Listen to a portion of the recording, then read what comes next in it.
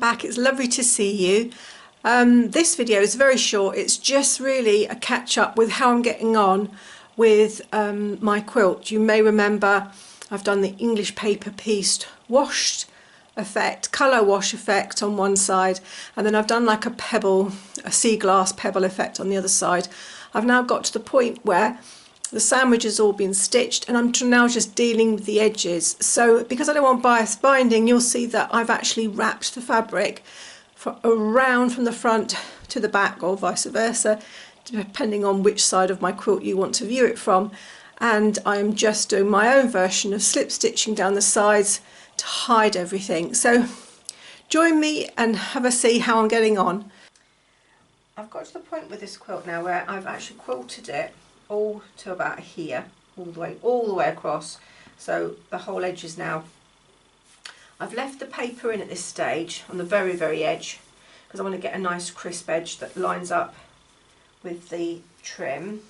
We've measured it as 10, I'm not sure if this is a centimetre ruler or an inch ruler, let me just check.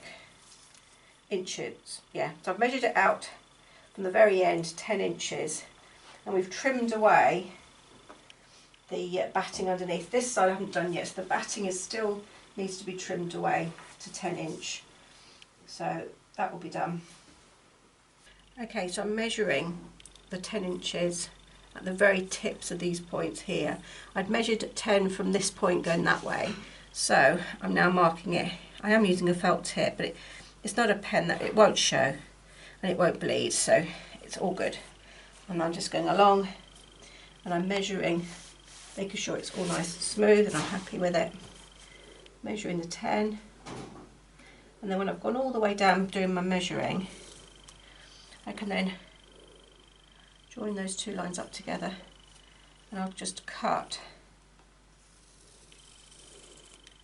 along that line so you can see how much I've ended up. It's not waste, but it will be trimmed off.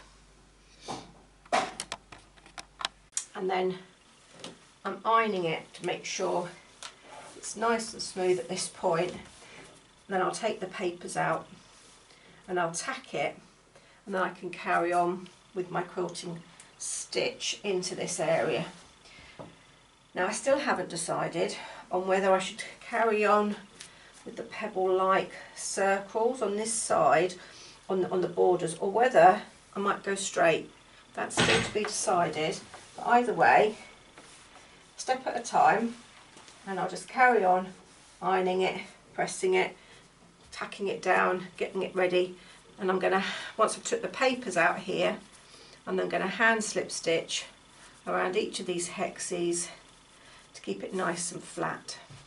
And then I haven't got my bias, I don't want to have a bias binding edge, I think that would spoil the look.